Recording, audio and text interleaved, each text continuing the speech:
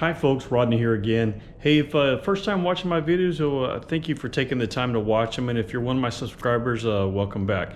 I did have a viewer made a request, asked me to make a video of my garage floor, and so I put the garage flooring in about a year ago.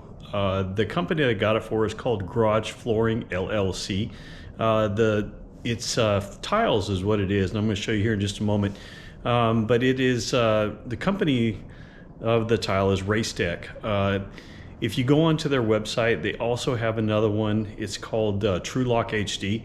It's actually the same tile, and I think one is cheaper. If I remember right, the TrueLock HD is actually cheaper. When they sent the boxes, they actually said Racetech on them. So keep that in mind when you're ordering them if you do go that route. I'm going to flip the camera around here now so you can see. And so this is what the flooring looks like.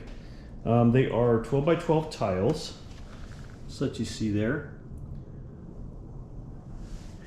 And I kind of give you kind of an idea of why I decided to kind of go that route, as to instead of maybe doing like the epoxy flooring.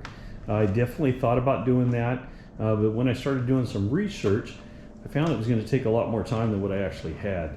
The thing about doing an epoxy flooring, and they actually look really cool. The epoxy floor, you have to go through many different steps. So number one, you have to sand the floor down, you have to wash it off, you got to let it dry, then you know, sweep everything out, make sure everything's completely clean, and then after you're done doing that, then you have to go in and you put, you know, one coat of paint down, and then you go back in and you put of course the clear coat over the top of it, and you put in your sprinkles and whatnot. So by the time you let each coat dry and you go through the proper steps, it's about a five-day process. And I just didn't have that much time to do it. Price-wise was about the same. I was just on their website just a little bit ago, and I found it looks like the pricing has gone up a little bit. So it looks like if I was to go back, now my garage is 19 by 20. So if I was to go back and do it now, it'd probably cost me somewhere in the neighborhood of about $1,600. I think when I did it, it was only about $1,200. And so, you know, obviously, you know, everything's kind of gone up in price a little bit due to supply and demand. But anyway, you know, it's been a year. I haven't washed it. I haven't done anything. Now, obviously, I don't drive my cars in on here. Obviously, you can see my motorcycle's in here, and so I kind of like the look of it. That was the biggest reason for kind of going that route. You know, I've seen people, or I've seen reviews where they actually drive like trucks in them, or trucks on top of them rather. And so when they do that, they're actually very durable. I've not had any issues with any of them cracking. I've not had any issues, you know, of any damage come up or anything of that sort. So I'm going to kind of walk you through the steps. If you go to Garage Flooring LLC, and flip the camera back around here. If you go to Garage Flooring LLC, they actually have a website that kind of walks you through the process. You pick out the color, you pick out, or I should say, there is a calculator in there that you can put in figures out how many tiles you actually need. So you put the size of your garage, it tells you how many tiles to get, and then it actually has a kind of a floor plan where you actually lay it out. You pick the color that you want, then you put the tiles in the locations that you want, and it tells you how many tiles you need to get of each color. And that actually made it very simple.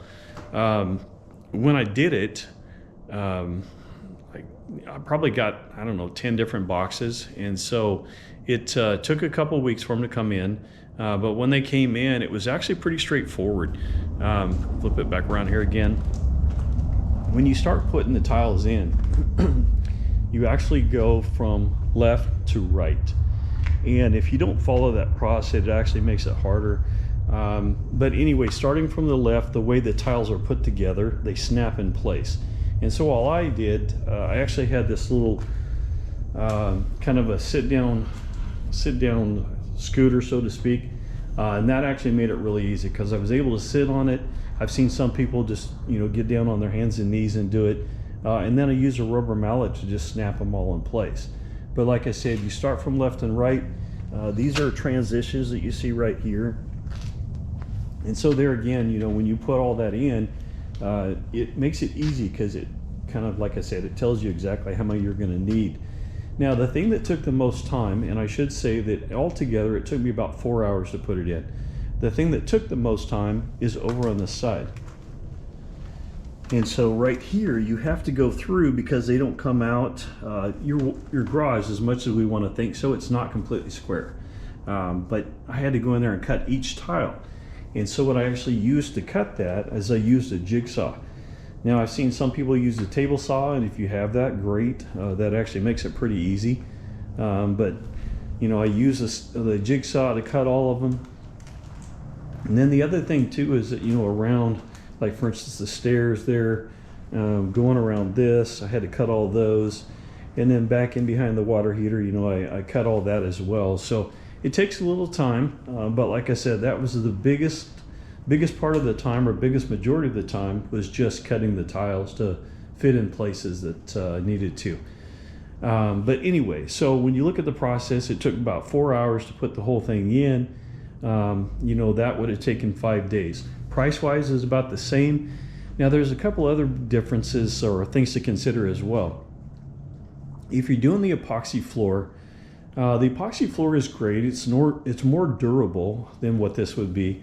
But on the other hand, if you live in a climate where you have a lot of rain, and so when you pull into the garage and you've got water on the floor, or excuse me, water in your vehicle is going to fall into the floor, it's just going to sit there. These actually allow water to channel down through or underneath, and then if your garage is sloped properly, then it will just kind of drain out. So that was another thing that I was thinking of. Also, if you live in a hot climate, they say that if your tires are extremely hot when you pull into the garage, what happens is if you happen to turn your tires at all, it would actually tear up the epoxy. And so, you know, that's definitely something to consider. Now, I live here in Oregon, and it wasn't as big a deal, so I didn't really have to think about that too much. But for me, most of it was just based on the amount of time it was going to take to do so. Every time I walk out into the garage, I love the look of the garage. So it's, you know, that to me was one of the deciding factors. And like I said, the epoxy is cool, but unfortunately it just doesn't have the same look. So as I mentioned before, if you go to Garage Flooring LLC, these are called Race Deck. The other tile is called True Lock.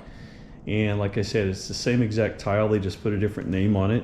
And do some research when you're putting it together if you're thinking about going that route, because like I said, one of them actually shows cheaper than the other, even though it's exactly the same thing. So hopefully this helps you out a little bit. If you have any questions, feel free to drop a comment, let me know how I can help.